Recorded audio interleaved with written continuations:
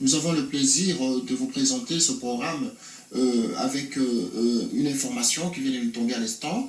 C'est-à-dire que messieurs les chargés d'affaires du Royaume-Uni, de la République du Congo au Royaume-Uni, monsieur Henri Swana, accompagné de monsieur Katako, le coordonnateur du comité du pouvoir populaire ici en Angleterre, vient de nous envoyer un message nous informant de l'arrivée du ministre de l'Agriculture, monsieur Étienne Eshima Kitanga, qui vient d'arriver ici au Royaume-Uni pour une conférence dans le cadre des activités de son ministère.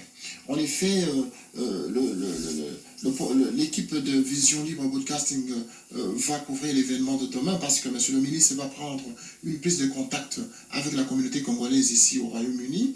Et alors, nous lançons cet appel à tout le monde, à tous les Congolais installés ici au Royaume-Uni, à venir nombreux pour rencontrer le ministre de la République du Congo, car nous ne le connaissons pas encore, étant donné qu'il vient d'être nommé récemment en remplacement de son prédécesseur, M. Mawapanga, qui occupait ce poste pendant une certaine période. M. Mawapanga était venu ici l'année passée pour rencontrer la communauté, et nous le connaissons très bien, car jusque-là, nous n'avons pas encore eu des informations à propos de M. Etienne Eshima Kitanga. Donc, demain, nous ferons le plaisir de rencontrer M. Eshima Kitanga, qui est le ministre de l'Agriculture, et alors nous entendrons ce qu'il aura à dire à la communauté congolaise ici au Royaume-Uni. Et en effet, nous aurons aussi à lui poser des questions concernant l'évolution politique dans notre pays, sur la guerre, sur l'évolution économique et sociale en République du Congo,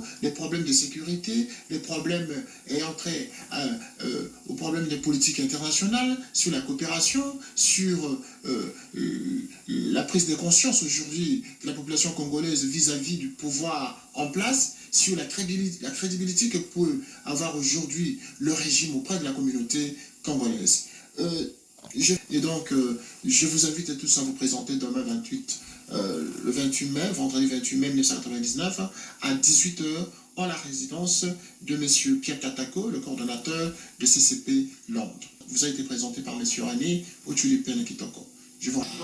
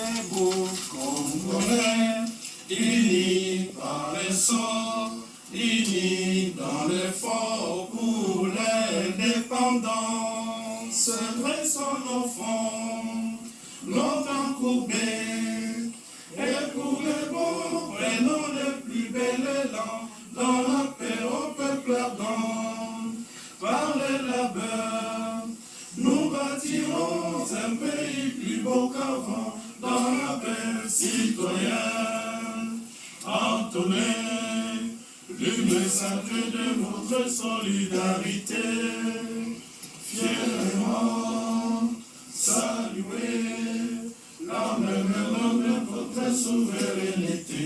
Congo, non béni, Congo, deux ailleurs, Congo, mon pays, Congo, bien-aimé, Congo, nous peuplerons ton soleil, nous assurerons ta grandeur.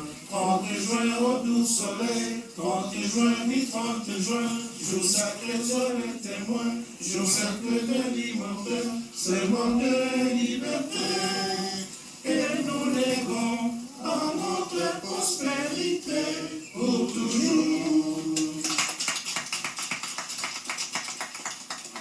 Je vais passer la parole à M. Katako, qui est le coordinateur du CPP UK. Oui, merci M. Condé pour m'avoir apporté la parole. Je pense que nous savons que nous tous, nous sommes ici à l'attente de son Excellence, M. le ministre, qui est venu nous rendre visite. Nous avons été informés par le chargé d'affaires, M. Swan-Henri. Voilà pourquoi nous sommes ici. Et je vous remercie, mes frères et sœurs, que ce n'est pas la toute première fois, à chaque moment que nos autorités arrivent ici à Grande-Bretagne, et surtout à la même adresse, parce que ce n'est pas la toute première fois que nous accueillons nos autorités. Je reconnais monsieur le directeur général, ça fait le directeur du cabinet. Il a été ici encore une fois à l'époque de monsieur Morapang, dans la même maison. Vraiment, c'est tellement bien. Et puis je vous remercie, puisque le frère, c'est l'acte que vous posez tous les jours, nous sentons que nous aimons notre pays et nous voulons suivre à la lettre tout ce qui se passe au pays. Alors, M. Henri, je vous passe la parole, afin que vous vous adressiez à la communauté et faire le sujet de Merci. Avec la permission de M. le ministre, je voudrais, au nom de la brochette des Congolais qui se trouvent ici, souhaiter une fois de plus la bienvenue à son Excellence, M. le ministre. Bienvenue à son Excellence, M. le ministre. Je voudrais dire que c'est un honneur pour moi que d'introduire son Excellence, M. le ministre, qui,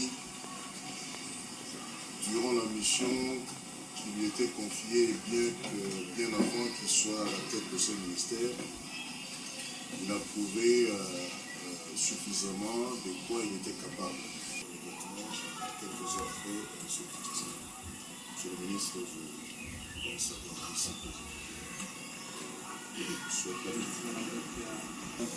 Nous allons passer vite aux questions, mais j'aimerais commencer à donner la parole à notre frère René Penekitoko, qui a...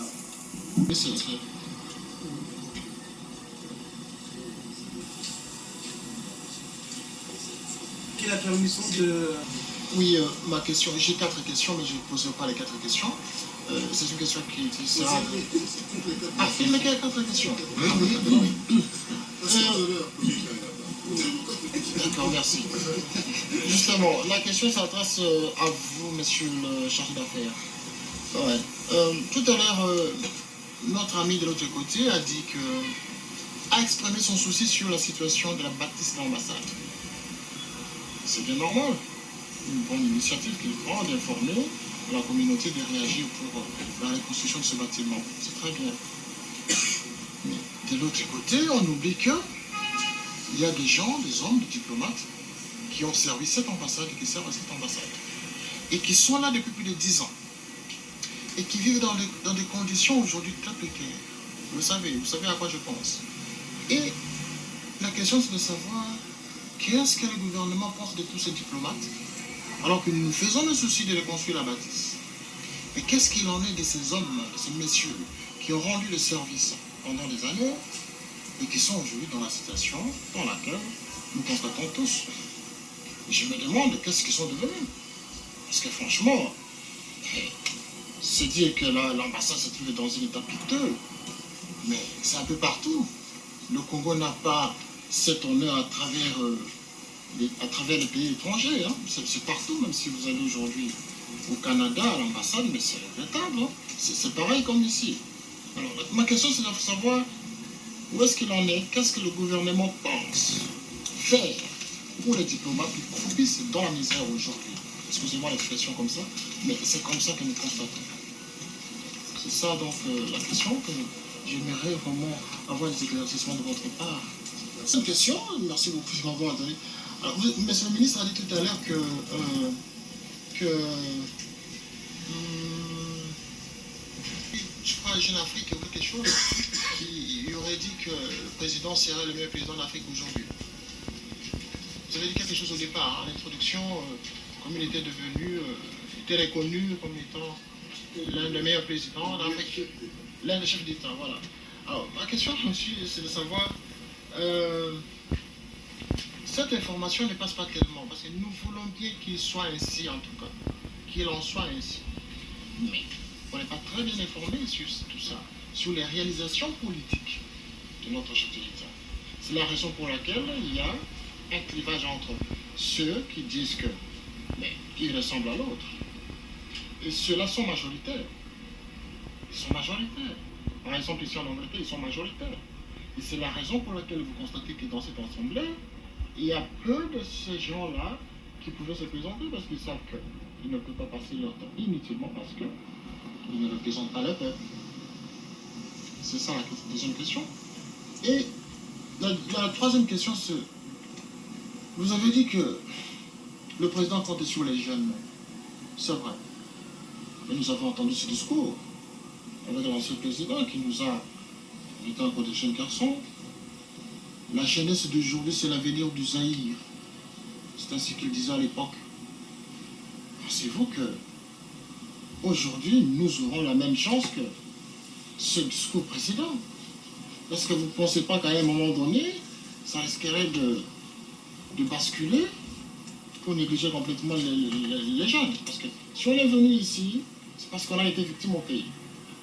Et puis après, on s'est dit, on peut bien rentrer, mais on n'est pas encore sûr. Et puis finalement, on va vieillir comme ça. Et nous risquons de devenir comme des juifs, éparpillés à travers le monde. Il y en a qui sont là, si. Parce que tout à l'heure, vous avez parlé même d'un Canadien congolais. Vous comprenez cette situation? Tantôt, il devient congolais, il porte l'étoffe congolais parce qu'il est au Congo.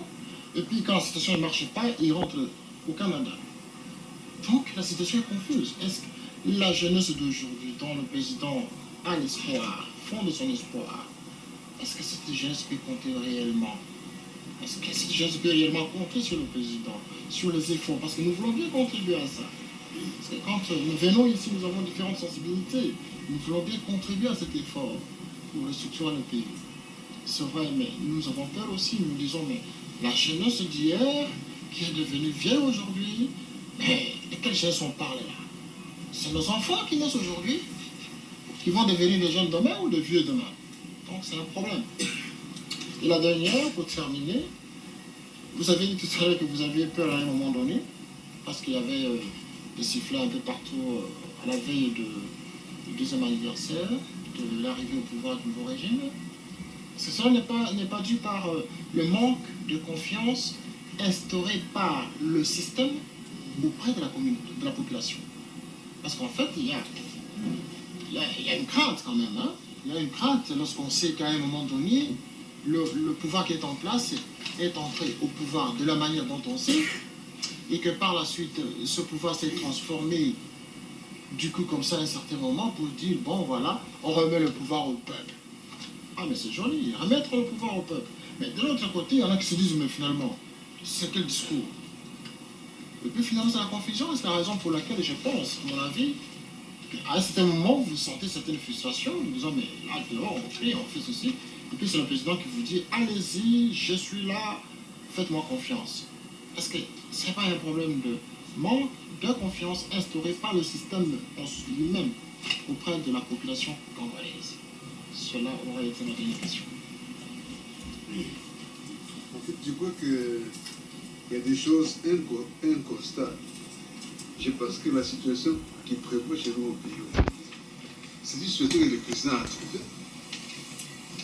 Et si, à cause de cette situation-là, la population peut se dire aujourd'hui ne peut pas avoir confiance dans le président, je pense que le jugement n'est pas exact. Mais ce que je sais, c'est que les gens qui achetaient des sifflets, ce n'est pas parce qu'ils n'ont pas confiance, c'est parce qu'ils ont été poussés. Chez nous, les gens ont vraiment soif du pouvoir. Vous savez, quand vous êtes ministre ou je ne sais quoi, les gens croient que quand on est ministre, on peut se permettre de n'importe quoi. Ce qu'on veut, on prend. C'était laissé passer. Vous pouvez passer partout avec ce titre-là. C'est pourquoi ils recherchent le pouvoir. Et pour avoir le pouvoir, il cherche à utiliser la population. Donc créer des incidents pour dire que les gens n'ont pas confiance au président. Mais heureusement que beaucoup de gens ont compris ce jeu pendant 33 ans.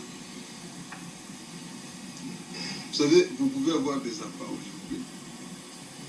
Je ne sais pas s'il y a un enfant qui demande à ce que vous lui achetez un hélicoptère. On n'avait pas de l'argent pour acheter un hélicoptère. Et ce n'est pas pour autant que les enfants n'auront pas confiance en vous. Quand ils vous voient le soir à la maison, ils sont tranquilles. Parce qu'ils savent que vous vous démenez quand même pour eux. Et ça, je vous dis que les présidents se démènent pour la population. Ils cherchent l'unité du pays. Ceux qui sont objectifs, parce que le problème c'est d'être objectif. Beaucoup de gens ne sont pas objectifs. Il y a des pratiques chez nous, peut-être qui sont un peu partout, mais chez nous elles sont très mauvaises. Elles sont très mauvaises. Moi je crois que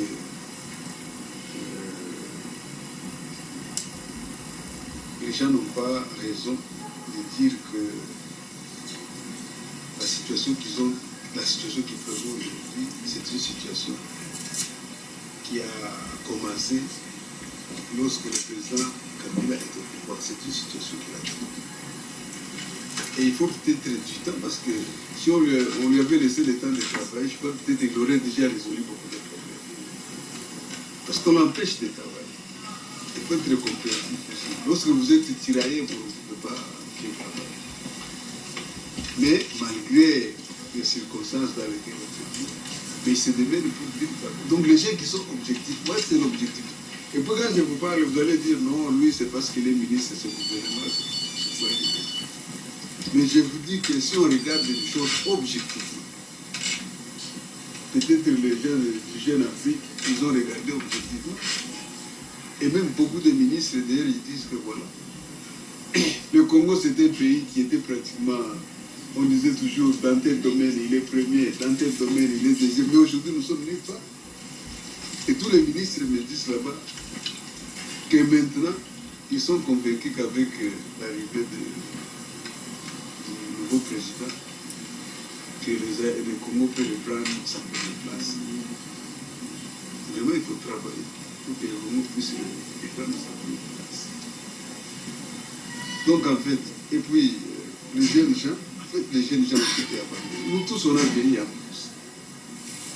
Parce qu'on était délaissés, on ne savait pas à quelle chasse on allait.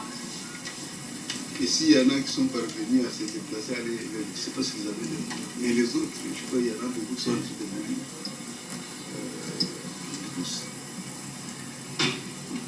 Mais si le président compte beaucoup sur les jeunes, il ne compte pas seulement sur les jeunes, il compte sur tout le monde. Mais il faut préparer la jeunesse et les étudiants à reconstruire ce pays, à gérer ce pays. Je ne pense pas que lui qui compte sur les jeunes, il puisse les abandonner un jour. Le problème chez nous, moi j'ai déjà remarqué, même au niveau, je m'excuse un peu de dire certaines choses. Quand vous regardez, même au niveau du gouvernement, il y a ces jeunes qui ne sont pas convaincus, qui n'ont pas foi dans ce qu'ils sont en train de faire. Le président, il compte beaucoup sur les jeunes. Mais il est seul. Mais tout son entourage, des gens qui ne sont pas convaincus. Or, ce sont ceux-là qui font pratiquement le tout. Je vais vous donner un exemple ici. Dernièrement, il y a l'Égypte qui nous a écrit pour que nous puissions envoyer des ingénieurs en Égypte en stage pour la culture des riz. On s'est réunis au niveau du ministère, on a pris le secrétaire général de l'agriculture. On a confectionné la liste de ceux qui devaient partir en stage. Mais nous, on ne peut pas transmettre une liste comme ça à l'ambassade de l'Égypte. Ça passe toujours par le ministère. Mais quand c'est arrivé à ce niveau-là, on a changé la liste, on a mis d'autres personnes. Mais quand c'est arrivé au niveau de l'ambassade de l'Égypte, ils ont annulé. Ils nous ont suivis. Et c'est des Congolais qui ne veulent pas changer. Si tout le monde comprenait ce que le président veut faire et que tous se mettent à la place, moi je crois que les gens peuvent compter. Mais malheureusement, vous savez, il essaie d'abord, il travaille beaucoup. Quand vous le voyez, c'est pas possible. C'est quoi? C'est parce qu'il a fait 33 ans là-bas. Il est très dur. Vous ne pouvez pas comprendre que quelqu'un commence le travail le matin au bureau. Il ne rentre chez vous qu'à 23h pratiquement chaque jour. Et des fois, il termine à 23h, il doit voyager. Mais si tout le monde travaille comme ça, moi je crois que notre pays allait connaître un bon milieu. Mais beaucoup de gens, quand ils sont nommés ministres, c'est un titre, vous vous promenez avec à la cité, tout le monde vous respecte. Mais ils ne savent pas qu'ils ont des obligations vis-à-vis de la population. Tous les gens qui sont dans les ministères, je vous dis, à tout ça, il y a. Vous pouvez voir même les institutions officielles, tout ça, les sociétés caritatives, c'est grave.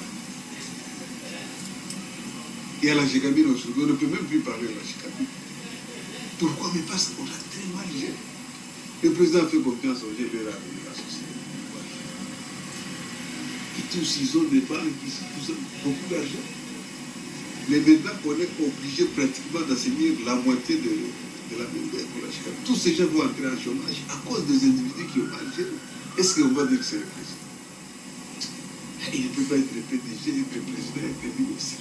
Chacun doit prendre ses responsabilités et travailler pour la population. Moi, je crois que, en tout cas, ce n'est pas on parle du président, bien sûr, parce qu'il y a des gens qui veulent bien les salir. Ils ont des objectifs qui sont en train de viser, et pour ça, ils les salissent. Mais ces gens-là, on ne peut pas les faire taire, on les laisse parler. Mais c'est la population maintenant qui doit juger. Est-ce que ce qu'ils disent, c'est vrai? Je vois que moi, quand je regarde les gens qui sont dans l'opposition, hein, mais franchement, s'il faut faire cette politique, pourtant ne pas faire la politique. Personne n'est là, il faut ça. Et tout le monde est convaincu que si une fois ces gens-là vont passer au pouvoir, ils ont fait 30 ans, ils n'ont rien arrangé, ils ont détruit le pays. Moi, quand j'étais encore tout petit, je vois qu'il y avait encore des bus qui transportaient. Nous avions encore la bourse, on avait la restauration. Ouais.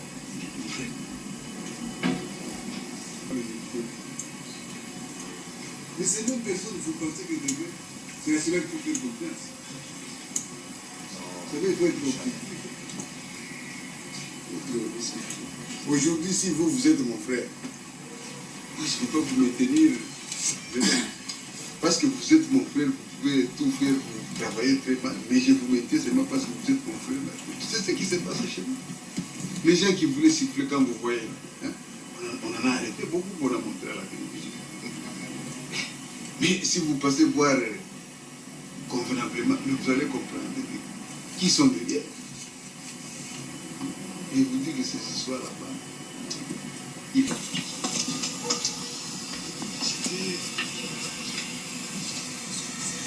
Et en fait, je vois que peut-être quand vous cherchez l'information, maintenant que on va, je crois que le ministre de l'information va pouvoir résoudre ces problèmes, c'est pas si vous comme ça, vous pouvez avoir l'information et pouvoir diffuser cette information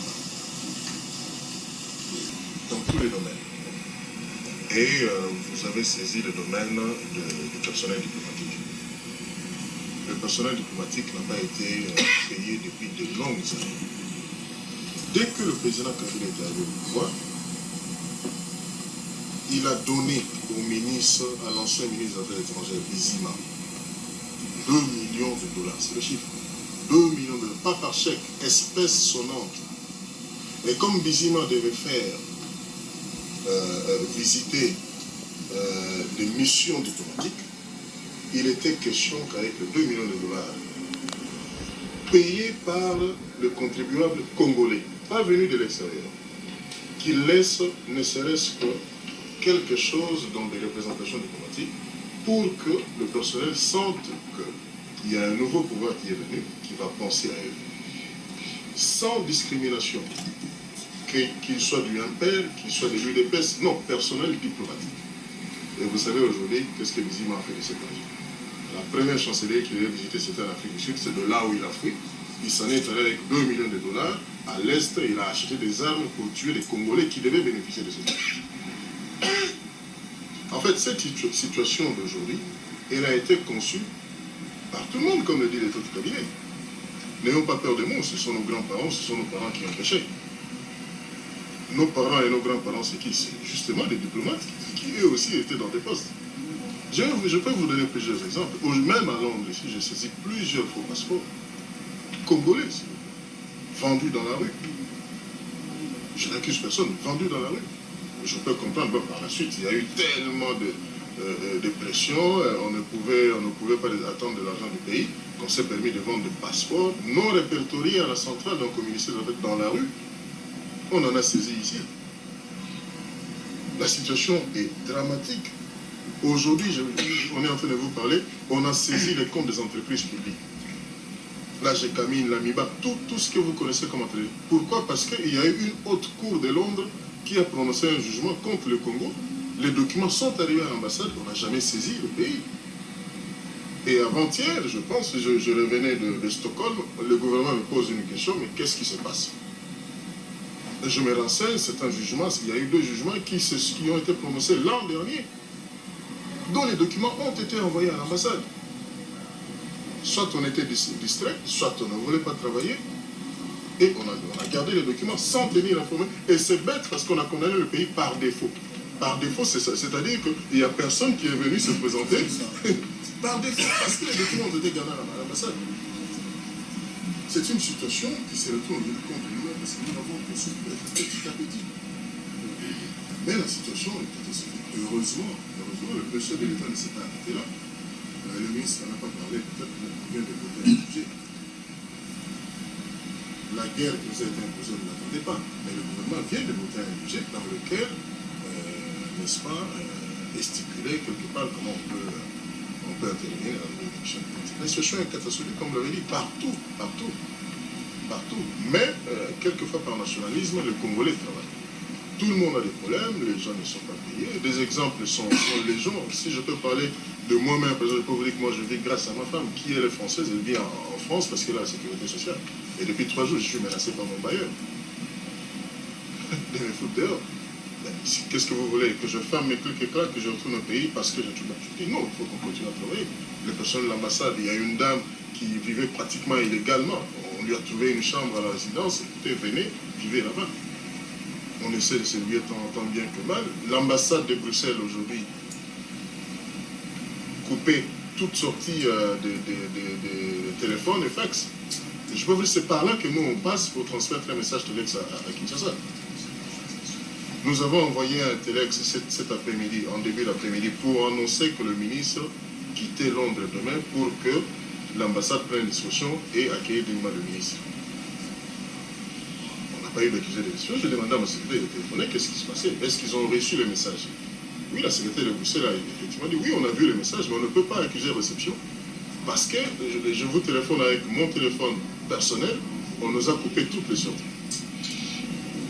À l'ambassade de Paris, c'est la même chose. Il y a eu des ambassadeurs ici à Londres à l'époque qui ont été habités, prendre des maisons de location à 8 000 pounds le mois. Ne parlez pas de l'entretien du jardin, de ceci, ce sont des dettes de la Commission. Ne parlez pas de l'entretien du jardin, de ceci, ce sont des dettes de la Commission. Chaque jour. Dites-nous, est-ce qu'il faut qu'on sacrifie l'enseignant qui doit éduquer, instruire nos enfants et qui doivent diriger le pays, ou soit il faut qu'on sacrifie le malade qui est à l'hôpital général parce qu'on doit payer le FMI, parce qu'on doit payer les dettes britanniques et qu'on ne doit pas payer le médecin. Dites-nous, on va trouver cet argent. On leur dit, mais vous avez trouvé de l'argent à donner à Museveni, à Kagame. Vous avez trouvé de l'argent à donner à ces gens-là, au lieu de donner aux gens qui en ont besoin. Vous levez l'embargo contre l'achat des armes à Kagame, vous continuez à nous faire subir cet embargo. Vous ne nous donnez rien, vous demandez à ce qu'on continue avec le processus de démocratisation. Museveni, depuis 15 ans, pas un seul pas de démocratie. Kagame, depuis qu'il est là, depuis 5 ans, une seule ethnie au pouvoir, les ministres Hutu sont en train de démissionner pour des raisons que tout le monde peut deviner facilement. Bref, nous avons hérité d'un problème, mais nous sommes bien obligés de l'assumer. Et le chef de l'État l'a fait en remettant 2 millions de dollars à Bizima, qui s'est tiré avec. Et il vient encore de faire voter, le gouvernement vient de voter un budget. Nous pensons que petit à petit, nous allons... Mais il faut, comme l'a dit le ministre, il faut que l'amour, ce patriotisme renaisse. C'est vrai que c'est assez difficile. Pourquoi j'ai posé la question, qu'est-ce que nous on a fait pour notre pays, pour réclamer les dividendes? Qu'est-ce qu'on a fait?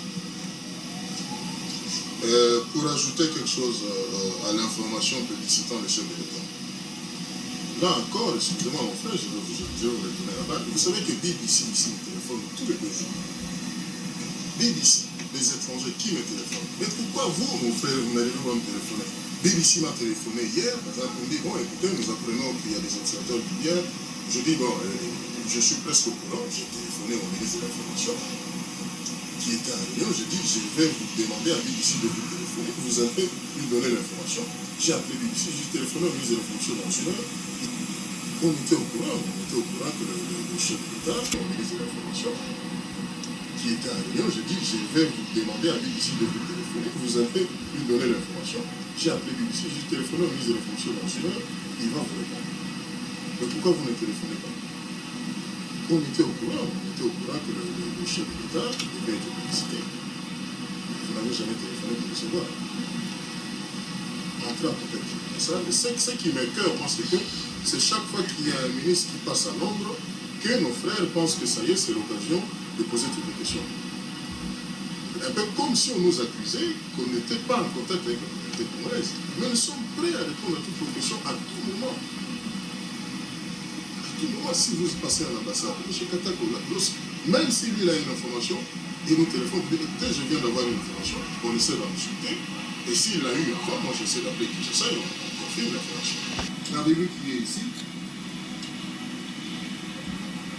l'éditeur de cette revue, il est venu nous voir, c'est nous qui lui avons donné cette photo officielle du chef de l'État. Parce qu'il nous a-t-il dit, écoutez, les photos que moi j'ai, je les ramasse dans Jeune Afrique. Non, nous avons une photo officielle que nous avons été chercher à Kinshasa, que nous avons payé, s'il vous plaît, de notre poche. Nous lui avons donné cette photo officielle.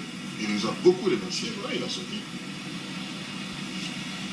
Venez à l'ambassade, téléphonez-nous quand vous voulez. Demandez l'information. Si nous ne l'avons pas, nous allons vous dire que nous n'avons pas d'information. Comme hier, nous avons dit à BBC, désolé, adressez-vous au pays. Voilà le numéro de téléphone du ministre de l'Information. Dites que c'est dans notre part, parce que nous venons de lui téléphoner. Ne prenez pas les habitudes chaque fois qu'il y a une autorité qui passe ici, un peu comme si vous nous accusiez, comme si on n'était pas en contact avec vous. Alors que nous ne sommes là que pour vous. Parce que diplomatiquement parlant, nous avons un devoir sacré, c'est de protéger les ressortissants congolais là où ils sont. Est-ce que vous savez qu'il y a un Congolais qui est mort et que la police et l'hôpital nous ont écrit? Depuis la semaine passée, nous sommes en train de discuter avec la police parce que la famille à Kinshasa estime que notre frère était victime il faisait déjà l'objet de menaces de la part de certains citoyens ici. Et l'hôpital nous dit qu'il est mort d'ivresse, ce qui est honte. Vous ne savez peut-être pas. Est-ce que vous saviez qu'il y a 2 mois et demi, il y a un Congolais qui s'est jeté contre un train? Il y a 3 mois environ. On vient encore d'enterrer un Congolais la semaine dernière qui est mort. On a enterré il a laissé un testament disant qu'il ne voulait pas que son corps retourne. Vous vous rendez compte?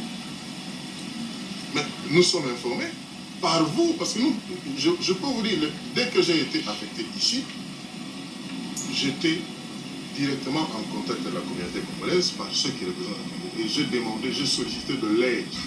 Parce que je ne peux pas travailler tant que le Congolais ne dise pas, comme l'a dit d'ailleurs le ministre. Le ministre qui est là, il est au gouvernement parce qu'il y a quelque part des Congolais qui existent. C'est même si c'est pas le gouvernement. Alors s'il vous plaît, ne donnez pas cette impression qu'on n'est pas en contact avec vous. Chaque fois que vous avez besoin d'une information, demandez d'abord à l'ambassade. Si l'ambassade n'est pas prête à vous donner l'information, on peut vous canaliser en vous promettant que dans les heures qui viennent, on pourra vous donner l'information. Nous faisons beaucoup d'efforts, mais ces efforts, avec vous, nous allons réussir. Voilà. Je crois qu'il va, le ministre va ajouter, mais il est tenu par le devoir, mais croyez-moi, il fait froid, il est en train de pousser. Si on peut s'arrêter là. je vais ajouter quelque chose.